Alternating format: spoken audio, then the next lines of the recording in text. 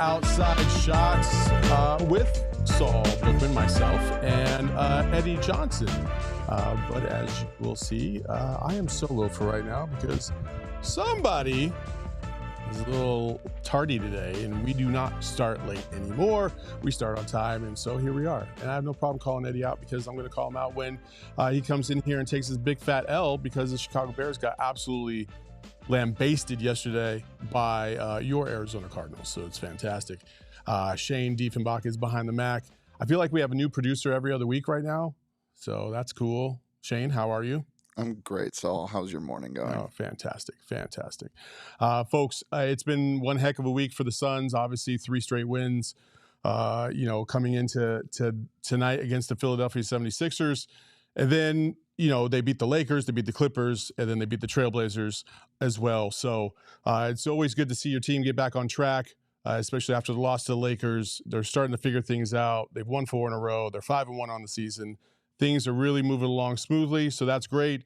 And as I say that, this guy standing off, not sitting down. EJ, I told you, we don't start late anymore, buddy. We got to be on time. I know you're at home in mourning because your Chicago Bears got absolutely worked yesterday. And then you came with the weakest, and I do mean the weakest comeback of all time by saying, I can't talk trash because my team hasn't won a Super Bowl. I'm sorry. I think a general rule of thumb is if there's not a single player in the league that was alive when you won a Super Bowl, then it doesn't matter anymore. It's over. Let it go. It's been 40 years, EJ. You know what? Look, listen. It's been 40 years. Hold up. Your team hasn't won a Super Bowl for 40 years. Listen, I got a very busy life for one. I'm up playing doctor all night. You lucky I'm even here. Wait. I'm not even going to ask. Keep going. You lucky. Well, I said doctor. I didn't say. I didn't say the kind of doctor your sick mind was thinking. What? And somebody doesn't wake me up. It's just things are tough. Don't right you now. have? You have technology in your hand. You know what? My alarm, I put it on the wrong number. But you know what? You should be thankful I got here. I got here, and I didn't speed either, but I got here in like 10 minutes. That's ridiculous. I don't know how I did it. Well, thank you for gracing us with your presence, EJ. But you know what? That's fine. I mean, it gives you your 1 minute, because that's what I'm late, 1 minute. It gives you 1 minute of stardom. Good for you. Yeah. How does it feel? How did it feel? How did it feel for you to be on camera by yourself? I mean, I've done it before. Without the help of me. I've done it before. I haven't seen it. I'm sorry. You haven't watched other shows besides ours. But yeah. Now, hold up. Let me give you another reason I was really ticked off last night. Mrs. got sick. On top of that, man, somebody gave me some tickets to the game yesterday. Mm-hmm. And I didn't look at the number on the ticket. Where we at? Level 400. Ooh. EJ don't sit at EJ don't sit in 400. No? EJ don't sit in 400. Now, some telecasts we are in 400. Yeah. But I have no choice and I get paid for that. That's fine. But EJ don't sit in 400. Did you bring your glasses? No, hold up. It don't stop there. Oh, no. I never buy tickets. Okay. Never. Do you understand me? Never. Okay. EJ don't buy tickets. Okay. All right. EJ get tickets. Okay. And? I can't even remember the last time I purchased a ticket. Now, people out there, I'm not trying to be bougie or anything like that. Has nothing to do with it. It's just EJ not used to, Why do you keep talking about yourself in Paying tickets. the first person? Because I don't want to talk, because it's not really talking to you. It's talking about me right now. It's just me that's got issues right now, not Okay. you. All right. I don't want to put my issues on you. Okay. So, EJ, I'm looking on SeatGeek, and I'm going through the tickets that's left. Oh, yeah. And I'm sitting there, and I'm like, they weren't cheap.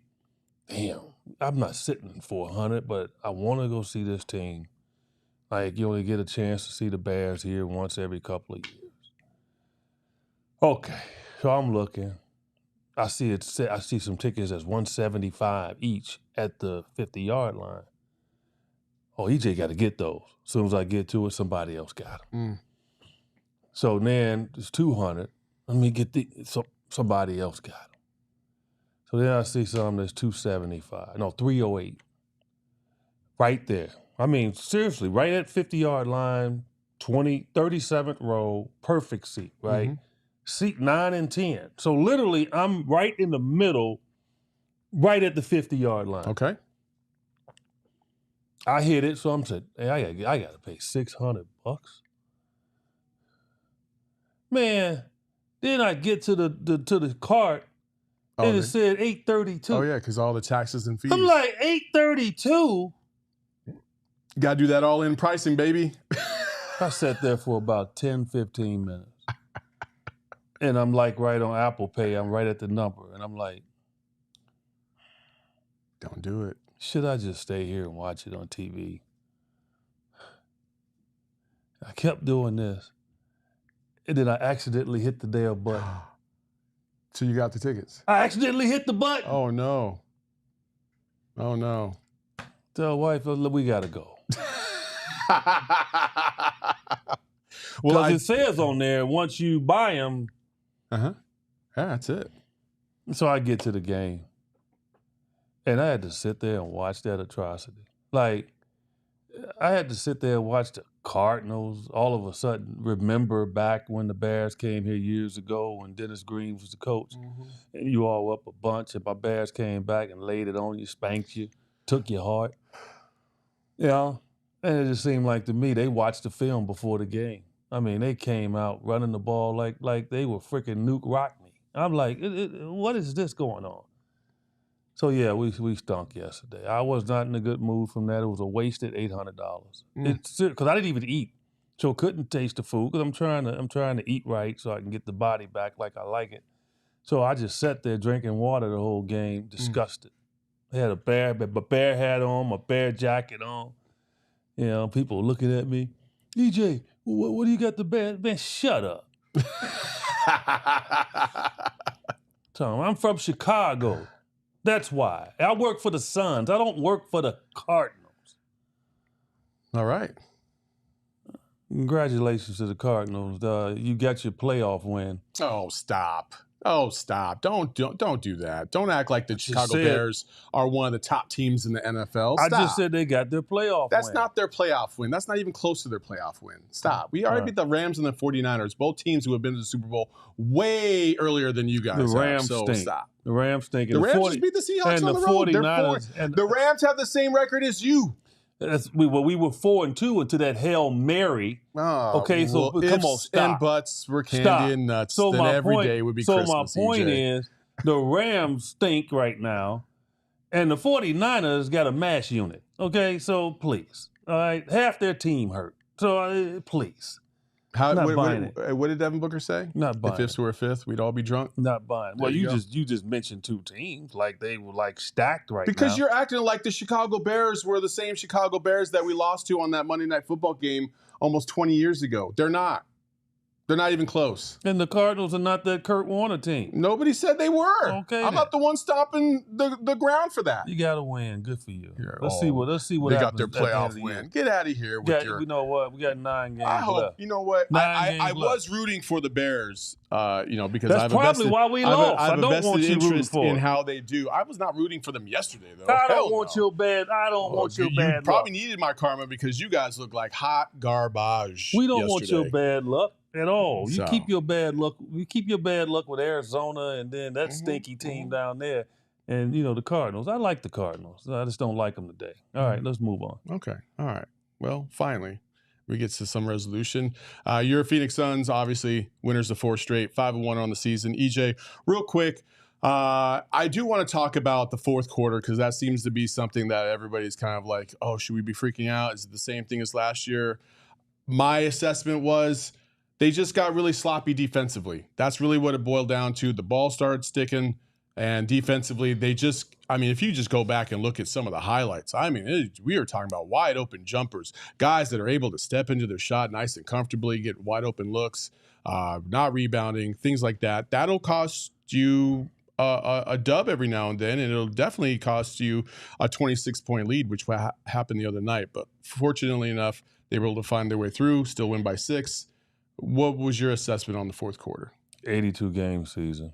You're going to have those meltdowns. They had those meltdowns last year, but what did it turn into? An L. That's the way you got to look at it. You're going to have games like that where you know you're supposed to win. Things are going easy, even though it wasn't easy in regards to how they got to that big lead late in the game. It was hard, and I was impressed with that. When you're not shooting the ball well all game and you can build an 18-point, 20-point lead, that's impressive, right? The unselfishness that they showed all game long despite not being able to shoot. A lot of times when you are shooting that poorly, then guys start to go individualistic. Mm-hmm. Oh, I can do it. I'm going to do it. I can do it. And they never fell into that. And so those are the things that I looked at. Every team needs a game like this. Early in the year, middle of the year, end of the year to get ready for the playoffs. So I'm not too concerned about it because I'm not too concerned about their fact that they're going to shoot that poorly again. So I'm more interested in, okay, they shot that poorly and they were still in the lead. That means defensively they were still connected. So I'm not too worried about that at all. I don't want people to get a memory of how it was last year. That's not how it works. This team is much better and much more balanced. But it was ugly. And look, I'm gonna tell you, if the kid's 3, Bannon, what was that name? If his shot goes in, I don't know if we win the game. I think it was snowballing that bad that shot went in, and we played the replay back a couple of times. The ball was in the rim. Like, the ball hit and rolled around 2 times and was in the rim and came out. You rarely will see a shot like that. So the Suns had favor, man, because they would have had about 15 seconds left, I think, to go up again or tie it, I think, right? Because they were down 1. Am I correct? No, they were down 2. Yeah, they were down 2. Mm-hmm. So they would have had a chance to win it. But, man, the way the rhythm was in that game, I don't know. They were blessed on that one. I was at the casino with a bunch of buds, and the Suns were down by 4 at the half. And I'm going to pat myself on the back because they were like, should we take this second half money line of 9.5? And I said, absolutely. The Suns are going to run away with it in the second half. And for a little while there, for about a quarter and a half, the third, and then a little bit of the fourth, I was looking like a genius. We needed the Suns to win by 6, and they won by 6. So that's all I care about at the end of the day. They got the dub. How much and did listen, you bet? We all put in 50, and I think I walked away with 100, so it wasn't a lot. But so you all added up to 50? No, we each put in 50, and you won 100. So it was like $300, and then we won like $700. Look at you. So that was good. Look but I look at this team and I'm thinking, yeah, you could be upset about this, but like you just pointed out, last year we would not have won some of these games. The fourth quarter was such a struggle. Obviously, we were the worst team in the league in NBA history to some degree in the fourth quarter. And this year, listen, they're finding a way to win these games. It's not always going to be pretty. And especially in the first 10 games of the season, I feel like you're just going to get such a wide variety of play because you're starting to you have to find your groove, the chemistry. The thing that I really, really do love that I didn't see very much last year was just the ball movement by itself. Like I really feel like this year guys are excited to try and find the open man more than they were last year. I don't know if it's just because Bud is, really impressing that upon them, or if it's just the system is making it a little easier to identify opportunities to get other guys the ball. I don't know, but they seem to be hitting the open man no matter who it is in key spots. And these guys are playing at a high level, and you got to be encouraged about that as you move forward. When you're looking at this team and their identity, you're starting to see, like, if they play as a cohesive unit on both ends of the floor, they're a really, really tough team to beat. And they're going to be a really tough team to beat for anybody in the league. But when you start to have those bad habits and the ball starts to stick every now and then, or maybe you go a little bit of ISO, or you get a little sloppy on defense, then anybody, and this is a testament to the league, anybody can beat you. Even the Portland Trailblazers, who everybody's down on, they can even beat you. So that's the encouraging part for me, is that they're still finding their way through this. They're building that chemistry, and we haven't even seen the best of how they're going to look yet. We're just scratching the surface on the beginning of the season. No, it's coaching, man. It's coaching. Like, a lot of times we want to blame the coach for things. Well, this situation, you got to anoint the coach. Budenholzer he's on them constantly about being unselfish and moving the ball. That's what that is. And look, the players can get caught up in their own individual play and thinking that they have to do it, they can do it. And sometimes that's not selfish. During the course of the game, you don't realize that you've immersed yourself into that mindset. And so it's up to the coaches to continue to remind you that, hey, we're not moving the ball. Hey, it's sticking. We got to keep it going. And they're seeing the results. Like, the great thing about players and a coach that motivates and understands this is that, you can overdo it and you can underdo it. You got to have a good balance. And to always get players to understand and continue to think about being unselfish, move it to the next guy. Your shot might be really good, but the next shot might be great. It's those situations, those comments, the regurgitating that constantly, and then seeing the results. And then when the results happen, the coaches say, see, that's what happens when we move it. That's what happens when we move it. So it's just, it's like Pavlov's dog, It's just like, what I do with you all the time here. I lead you, I teach you, I motivate you. I get you to a point to where, I came in hot. You started the show. You felt comfortable in front of a screen by yourself without EJ. Those are the things that, that Budenholzer is teaching his team. And so I'm teaching you that all the time. So good for you, Saul. Apparently this is my first podcast ever by myself. Okay, that's fine. Listen, folks, we're going to talk about whether or not the Suns have what it takes to be a championship contender. If this is the building blocks to that, we're also going to talk a little bit about Ryan Dunn. But first, let's talk about some other things. Like this fantastic hat that I have from Branded Bills. Maybe I can get the one shot so you can see how close and how beautiful this hat is. Check that out. It's pretty cool, right? Branded Bills hat, nice little turquoise logo. This is just scratching the surface on all the things that Branded Bills hats offer to you. Listen, it's a flexible hat. It's got a little stretch to it. The material's fantastic. When it rains, it doesn't get wet, but it's also breathable. It's the whole package in terms of hats. They also got trucker hats. They also have beanies. They have a whole list of fantastic looking hats that you can get your hands on, and you can get a nice discount by going to brandedbills.com and use a promo code PHNX to save yourself 20% on your first order. So that's pretty cool. EJ, you should probably get on that now that you got all that money that you lost off of buying tickets. So what's another couple bucks? It's the best. On a brand new hat.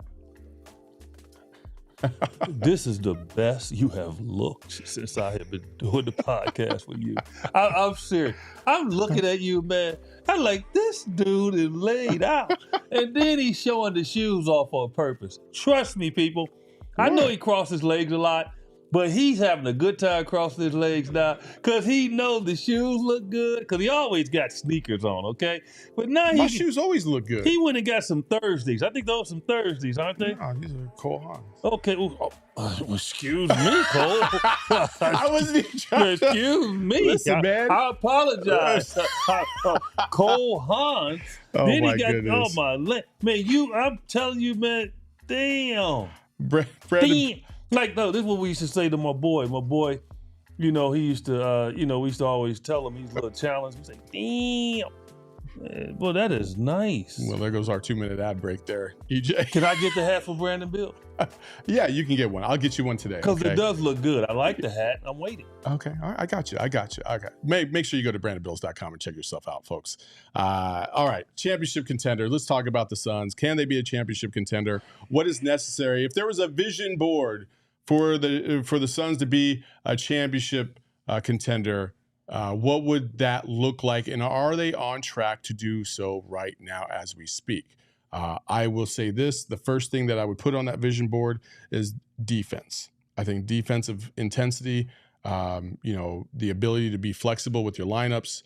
I think the Suns have that. I think they have the DNA to match up with a variety of different, styles, and they can fit just about anybody in the league.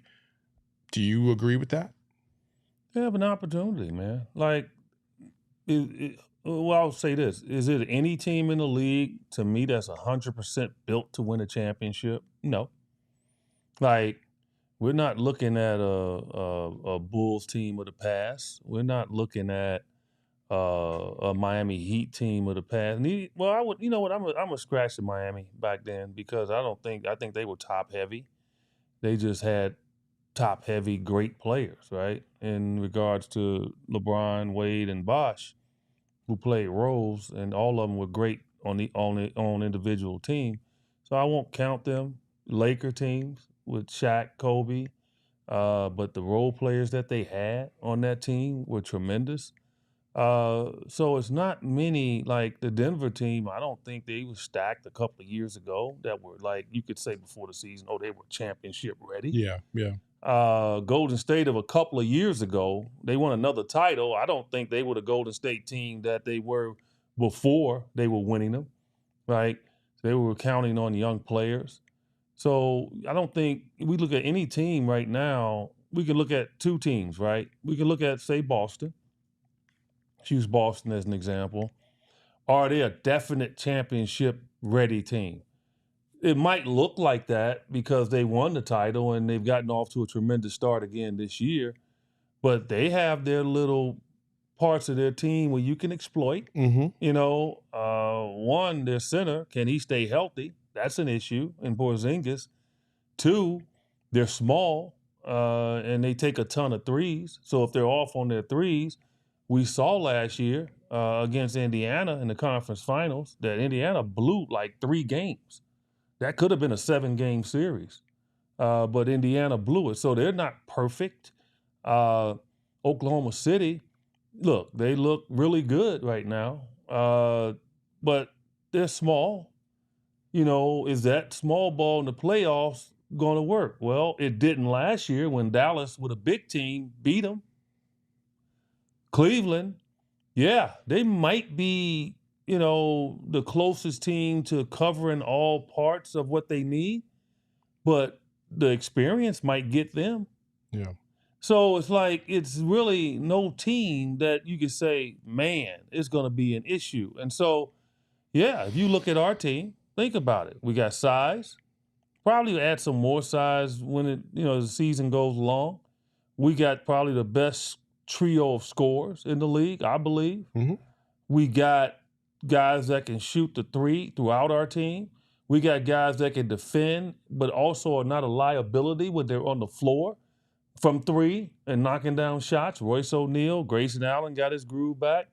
By the way, I'm mad at Grayson. I went up to him before the game. He was warming up. I sensed his struggle. I walked over to him.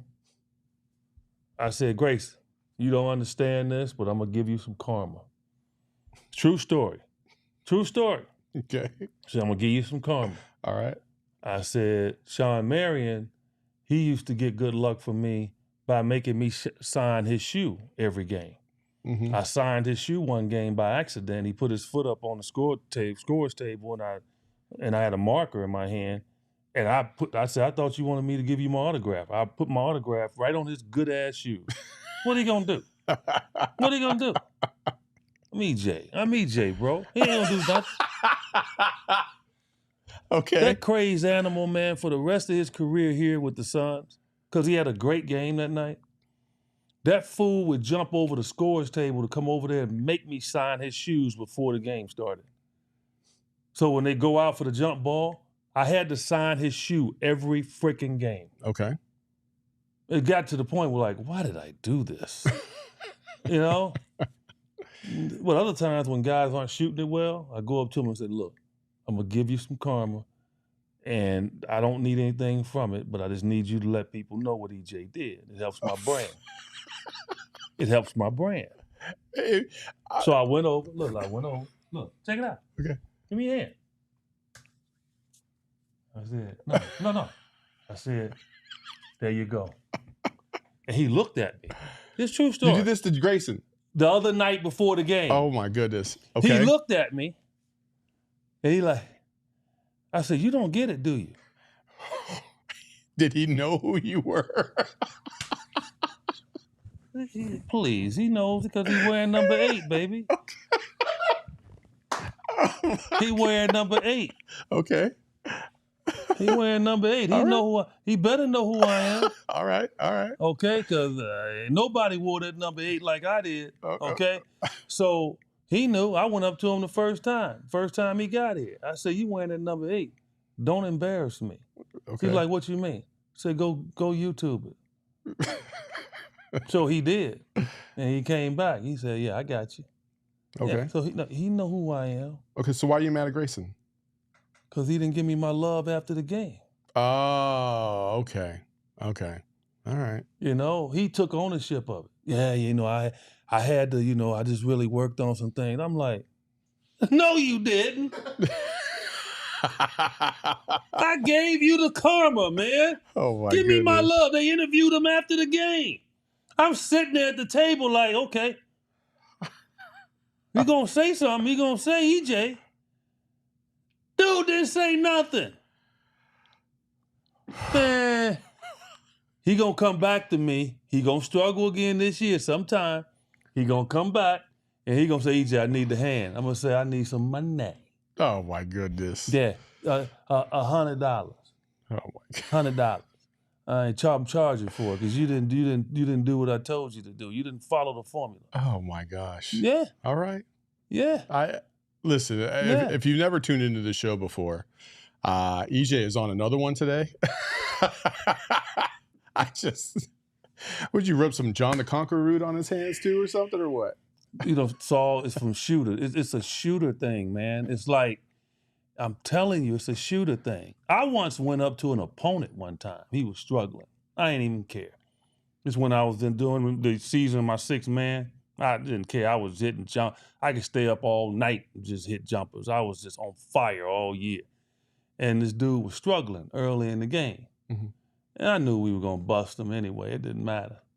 I said, man, you want me to give you some good love? He's like, what? I said, come here. There you go. Man, fool must have nailed about 4 straight jumpers. He came up. Yeah, you got to give me the name. Who was it? I can't tell you. Come on, man. Come on. There's some things I will not divulge. Can you give me a team? I will not divulge. Can you give me a team? Listen, man, it was 88, 89. Come on, you can give me a team. I was playing with the Hornets, okay? Oh, and okay, yeah, right. It was an Eastern Conference team. Okay. That's all I'm going to say. All right. I don't want to call him out. It was MJ. EJ, I got an intramural game on Thursday. Can you help me out, or am I too far gone? No, I can help you out. Have you seen Shane's jumper? It's pretty good. It's Yeah. actually pretty good. I saw it on a Instagram story the other day. It was pretty good. So, all right. Well, listen, I agree. I think the defensive versatility they have is going to be good. And then also like, listen, they're launching threes at a very high clip. They shot 52 the other night. They've been getting that ball up. I think that there's a balance that they're going to find between the 3 and then, obviously the mid-range. But I'm I'm happy that they're exercising some of those opportunities to figure out what's really going to work at a high level versus what is not really, what really doesn't fit in their DNA, because you can't necessarily be like Boston, because Boston can literally go 5 wide sometime, 5 out, and all 5 can hit the 3. And from time to time, the Suns will put a lineup out there that will be like that. But for the most part, when you have Nurk, when you have Plumlee out there, you're not really going to be looking at that kind of thing on a consistent basis. So, but I do like their offensive versatility. I think that the way that they're moving the ball is a very high championship level type of ball movement that you need to see when you get to the playoffs, because things get so sticky. So I'm encouraged by the early signs of what I've seen through 6 games, and very encouraged to see what I'm going to hopefully will be another win tonight against the Philadelphia 76ers, which we'll talk about in a minute. Yeah, look, again, we wanted the great start, right? We talked about that before the season. I thought it was imperative that we got off to a great start. Did I think we'd be 5-1? No, I didn't. But a great start would have been, 4-2 or whatever it was, right? Because, again, these guys coming out of training camp, man, first 2 weeks of the season, to me, is still training camp. Yeah. We're seeing these injuries, man. We're seeing lower leg injuries, and that comes about by guys not physically being in NBA shape, but trying to play at NBA speed at the beginning of the season. I hope you couch potatoes and water boys got that, okay? But it's a different type of in shape when you're playing NBA and you just going out to the bike paths in Phoenix and thinking you're in the best shape of your life. It's a different animal. I remember football players, we had 2 on our team, used to come after their season and come back to our team to play, and they were so out of shape because they were used to getting 30 seconds after every play. Yeah. They were used to running in short bursts and going back to the huddle and getting time off, going in and out, substituting without having the horn blow or stop, all that stuff. And they were just, the sprint of the NBA is different. Mm-hmm. You're sprinting 94 feet, and you can go up and down maybe 4 or 5 straight times, 94 feet. That's tough. So I knew teams would struggle with that, and we have overcome that, man. Let's put it where it is, people. Shoulda, woulda, couldas, and all of that, right? I get it. Because we could have lost the first game. James Harden had a shot to win the game, okay? So I know that. But, man, the rhythm of what we were beating the Lakers by that first time, we should be undefeated. Like, we should be in the same conversation right now with Cleveland. And they know that. They think about that, So what a great start. And I think we don't need to nitpick here. We can see how this team is going to evolve. Josh Okogie is healthy again, so he's going to get some rotation minutes when things aren't going well. His energy level is ridiculous. That's going to help. You surprised Bol Bol hasn't played as much? Yeah, in a way, I am. Because I think before it's all said and done, he's going to help. Mm-hmm. He just has to keep his mind right, and I'm sure that's what they're telling him. But, yeah, I do. Because I envision him playing 5 sometimes when our 2 5s don't have it going, and put him out there to kind of make the big guy come out. And then KD would have to guard the 5, obviously. But still, yeah, I think before it's all said and done, he's going to play a role. Okay. I do. All right. We'll talk about Ryan Dunn as well here in a second. But first, we're going to take this quick little break. EJ, what's your favorite snack? Like, if you had to go to a Circle K, what's something that maybe you don't usually partake in very, very often, but you want to treat yourself? What's that one go-to snack? Well, it's the gummies, man. Like gummy bears? Gummy bears, the fruit gummies. You know what I'm saying? Okay, yeah. I got you. Yeah. So if I go in there and I give in to the sweet department, that's what I would get. Okay. Yeah, especially if I'm driving somewhere. Yeah, snack on those. But other than that, I spend a lot of money in Circle K. Trust me on that one. Well, a lot of money. I've invested a lot of money in Circle K. Well, Circle K is trying to invest a lot of money in you as well. I assume you have the Inner Circle app. You can get yourself the Inner Circle app as well and save yourself some money on those specific snacks. Like they have their own brand of snacks as well: gummies, gummy bears, gummy worms. They have chips. And then obviously you can save yourself some money at the pump. 25 cents off per gallon for your first 5 fill-ups, and then 3 cents to 5 cents a gallon after that. It's a great deal, folks. It's free to sign up. You can't go wrong. Also, you get rewards all the time. So if you just use the Inner Circle app, you'll get yourself a membership exclusive beverage deal like the Polar Pop or the Froster for just 79 cents. If you use the phone number, then you get it for 69 cents, which is nice. So get yourself the Inner Circle app today. Join Inner Circle for free by downloading the Circle K app today. Terms and conditions apply at participating locations. Visit CircleK.com for details. Also, side note, they got the buffalo wing chips back, and those are my favorite. They only come around like one time a year. I don't know why. And it's only for a couple months, but it's back right now. All right, Ryan Dunn. Has been very impressive. Didn't have the greatest game last game. Defensively has always been solid. Shooting-wise, last game, a little off. That's fine. But he's been playing at a very high level, so much so that there's been a lot of random tweets and stats that have been thrown out. And one of them that I wanted to show was from the other day before the Portland Trailblazer game by our own friend of the program, Darth Voida, who had this. In 2 games versus LeBron, he has 2 turnovers, 1 block, a foul, 2 points on 0-4 shooting, which is pretty cool. 2 games in just about 16.1 possessions. So, like, the way he's defending, and listen, Ryan Dunn has had to defend some of the toughest foul baiters in the league.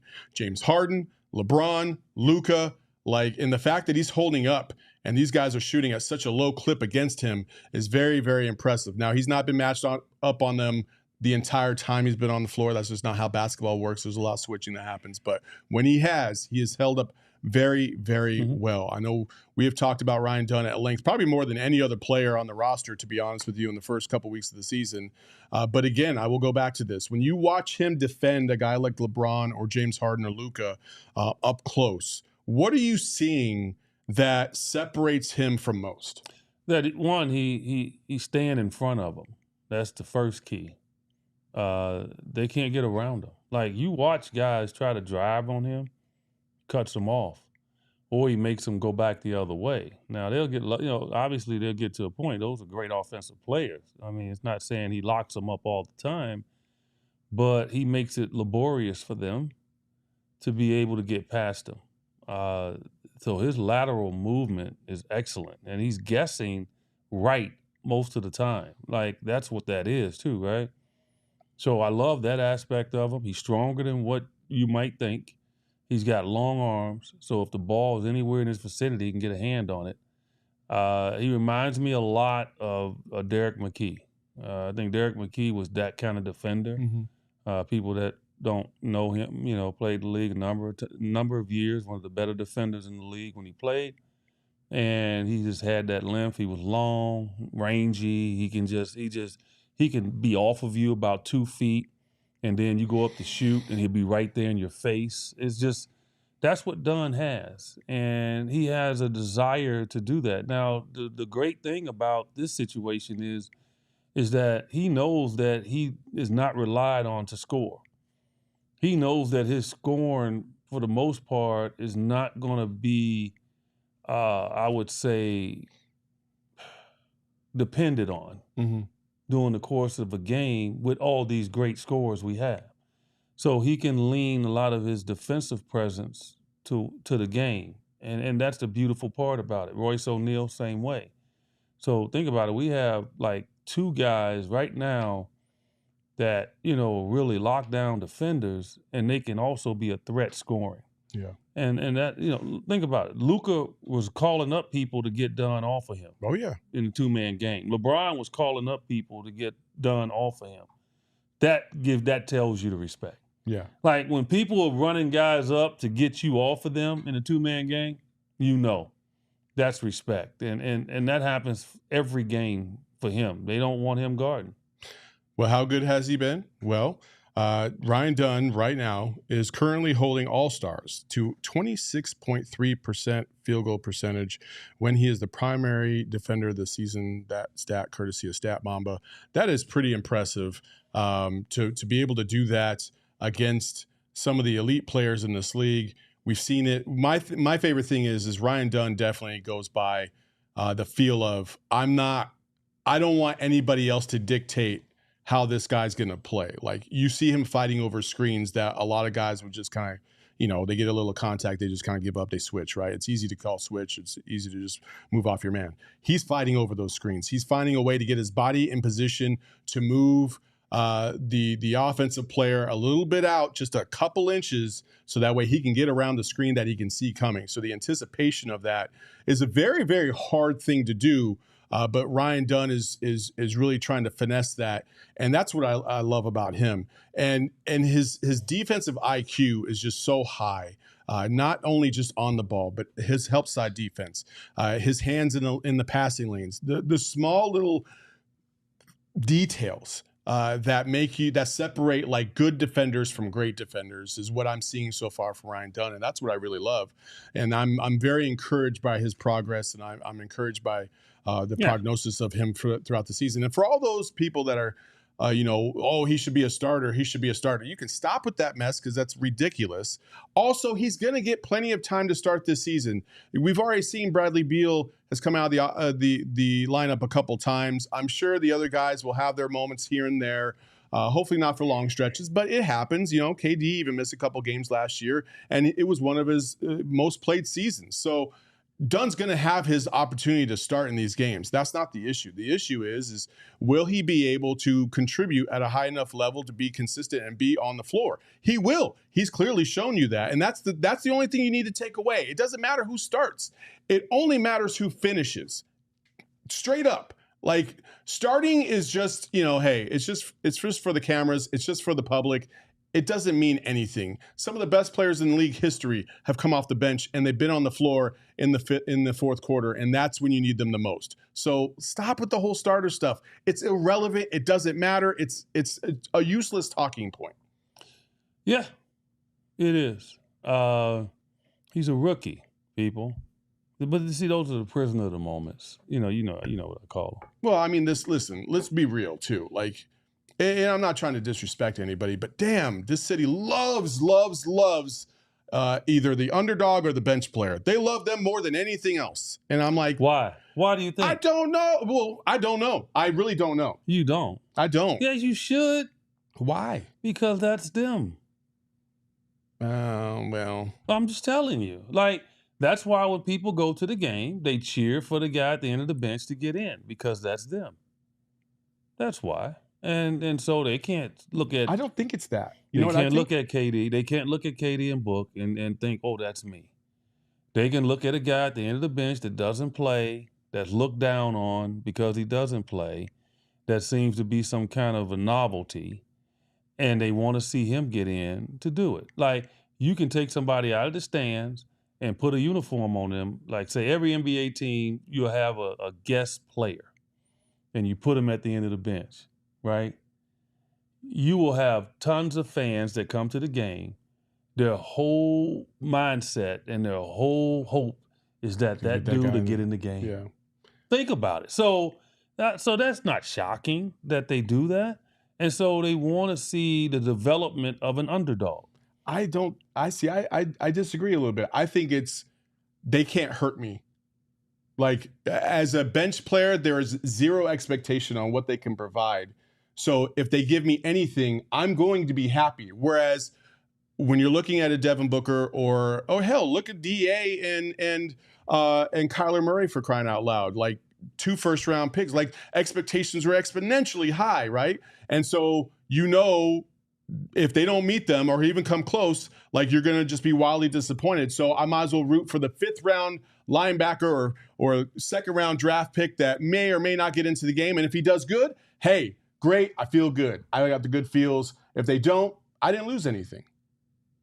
It's a win-win situation every time you root for the bench player. Well, we both have our thoughts on it. Okay. That was my thought. That was your thought. But, like, people want to see the unknown, man. They just want to. They live for the unknown, and they live for the gratification of watching a guy that struggles, or they think that struggles, that doesn't play, have success. So it's a good thing with it, It's a bad thing with it, But here's the key, and starting. Some people can start, and some are good coming off the bench. All right. Bradley Beal started his whole freaking career, people. That's what he's used to. It's a huge adjustment when you started all of your career, and probably at every level. Bradley Beal's never come off the bench at any level. Mm-hmm. All right. So now all of a sudden you want him to come off the bench as a guy that's an all-star, a guy that's led the NBA in scoring multiple times. And now all of a sudden you talking about, well, he should come off the bench and a rookie should start. Stop. It's not that easy. Now, Ryan Dunn has proven that he can step in and get the job done. But it's a different animal when you step in and get the job done, and then you come off the bench. Because when you step in early, you're going against the top line defenders. Mm-hmm. You're going against the best that they have to offer. It's a little different when you're coming off the bench and you're going against their reserves. Yeah. So for a rookie, you want to make sure you don't, make them lose confidence and lose themselves as they come in. So that's the key for it. And look, this is somebody that started his first 400-plus games.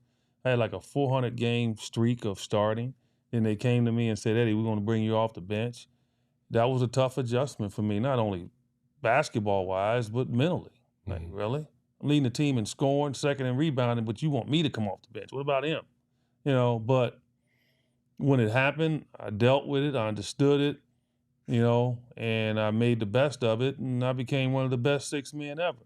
So, you just take it what you can, and Ryan Dunn will be fine. He's a rookie. He'll make all rookie team based on what he's doing. He'll be in the running for Rookie of the Year if he keeps this up. So it's a lot of great things that's happening for him. So let him mature, people. Well, slow down. I like that. Listen, he has a very promising future, and he's definitely going to help us win games this year. That's without a doubt, and he's already proved that. He's an excellent talent, and I will go ahead and say that I do feel like he's the steal of the draft. And if he continues to shoot the ball the way he had until the other night, I think he's going to be in that running for Rookie of the Year, because he's going to really make a lot of people turn their heads and be like, "Whoa, we had this wrong. We had no idea about Ryan Dunn," and that's great. We're going to talk about Joel Embiid here in a second after this break. All right. So first, you got to become a diehard. That's first and foremost. Diehard. Listen, if you have not become a diehard, today is your last day to take advantage of this limited time intro offer. $48 for the year. $4 a month. This doesn't take a lot of money. You get a free shirt at sign up. It basically pays for itself as soon as you purchase it.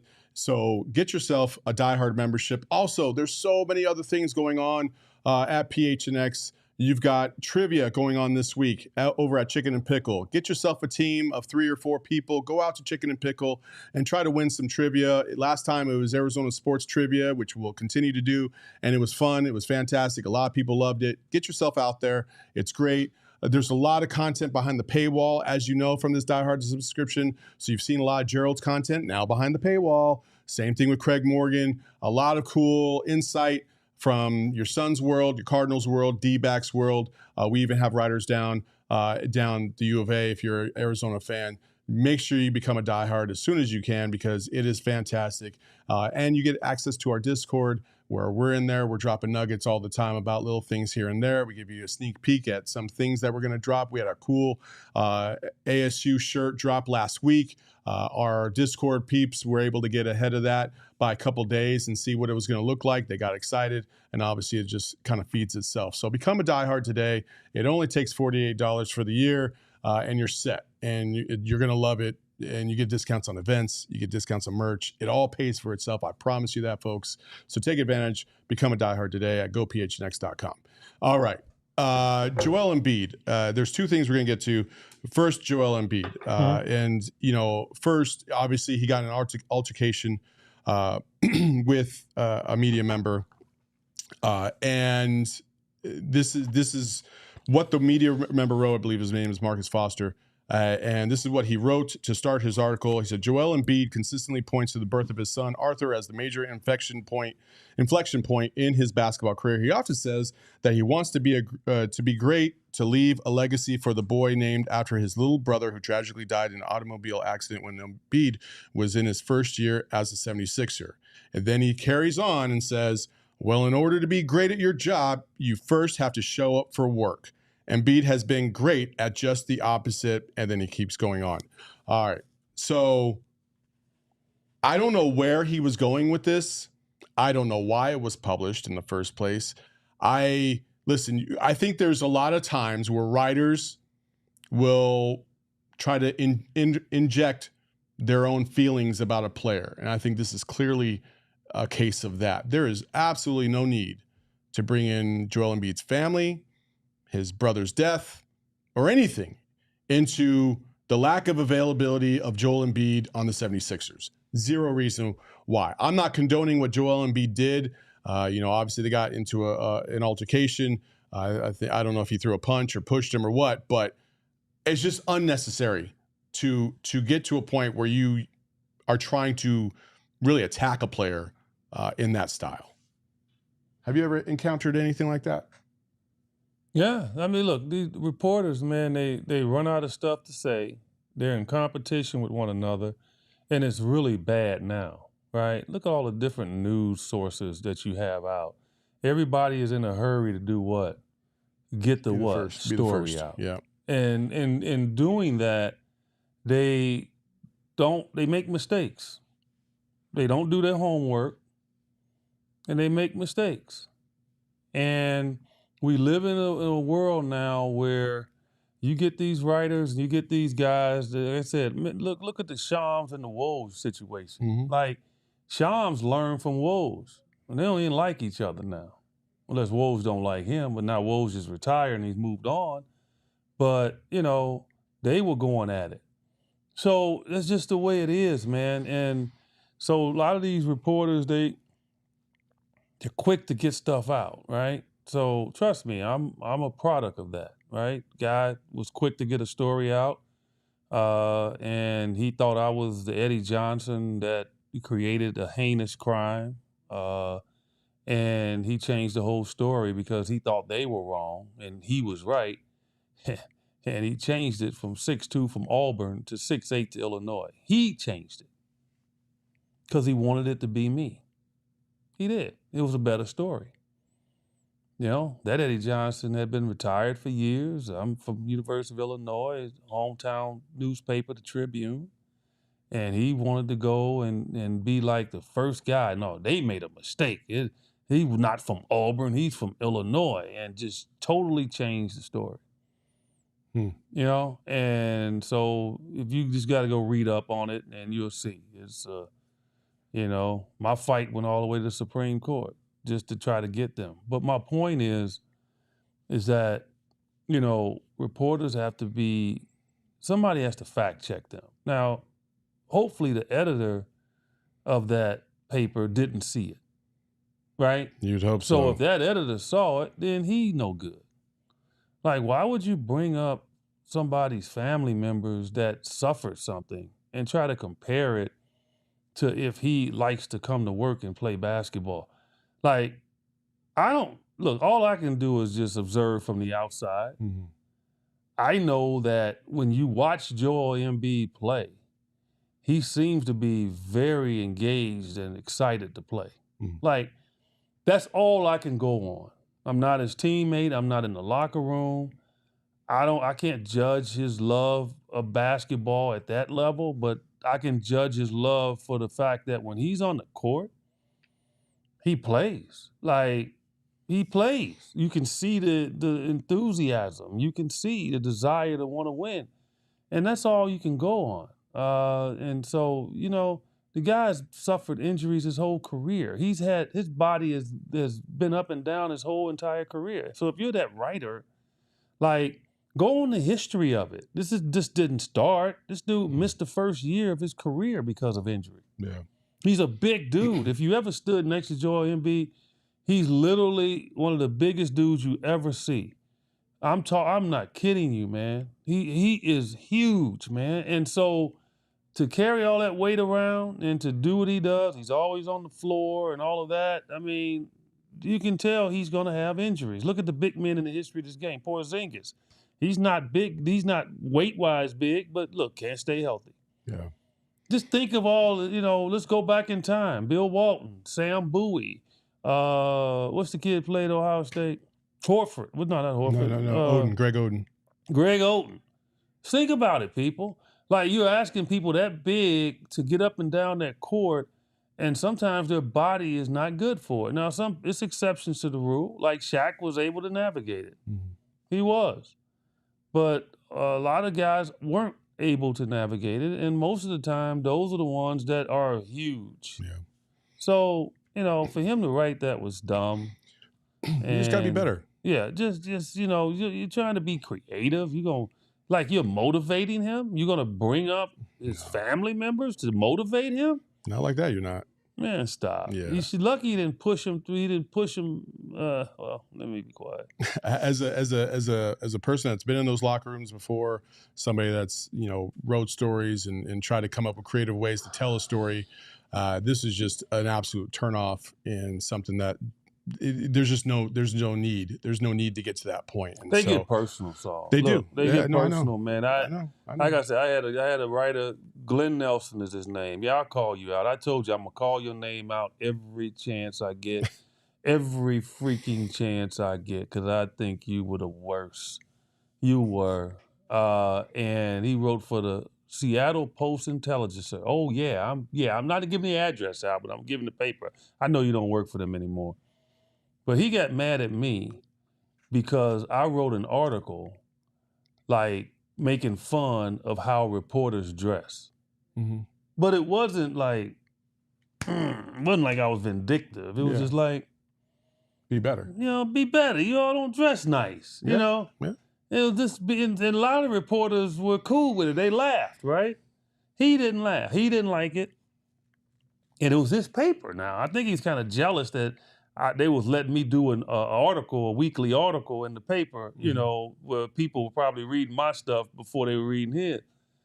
But he seized an opportunity, man, when I was struggling in the playoffs, and he didn't know that I was playing on one leg. Mm-hmm. Like George Karl was one of them coaches, didn't let people, you can't tell somebody you hurt. We don't want the other team to know. And I literally was playing on a calf strain, and I couldn't do anything. Seriously, every time I jumped, it was painful. But I played. And I was playing the first 3-4 games against the Suns in '93 on one leg. And in the conference finals. Probably why y'all won. No, come on. But, I proved it in Game 7. We won Game 7. No, I know, but what did I have? I don't know, but I know. That's the healthiest I'd been in the whole series. You know what I had? I know Chuck had 44 and 24. I know what Chuck had. You had 33, right? I had 34. 34. Yeah. So that was the best I felt the whole series. But my point is, this dude ripped me, man. Like, this dude destroyed me. And it was a vindictive article. And people went at him about it. They're like, geez. Like, but they do get vindictive, man. Mm-hmm. And you can't write with vindictiveness. You just can't. You got to balance it. And most reporters are. They're very balanced. But this guy in Philly, that seems to me, he had an axe to grind. He did. With Joel. He had an axe to grind, and he seized the opportunity to do it, and it's dumb. And so there you go. Yeah. Well, hey, folks, that's it for Outside Shots. Oh, let me throw something out. Thoughts and prayers to Quincy Jones. No. Okay. Well, no, I didn't know you got to give me that one. Okay. But Gregg Popovich, he had a medical episode this weekend. Mitch Johnson is going to fill in for him. Yeah. So thoughts and prayers out to Gregg Popovich. I don't know the Quincy Jones. Quincy Jones passed away this morning, 91 years old. Huge innovator, pop culture, hip hop. I mean, Michael Jackson, the whole 9 yards. Everything. I mean, just a special individual who had a lot to do with the music industry on multiple different levels. That's Outside Shots for today. Thank you all for joining us on another episode. Make sure you follow him at JumpShot8 on Twitter and Instagram. You can follow me at Saul_Bookman. And you can follow the show at PHNX_Suns. Make sure you come back for the pregame and postgame show tonight as the Suns take on the Philadelphia 76ers. Until next time, Come folks. see EJ in the tight Italian suit. Peace.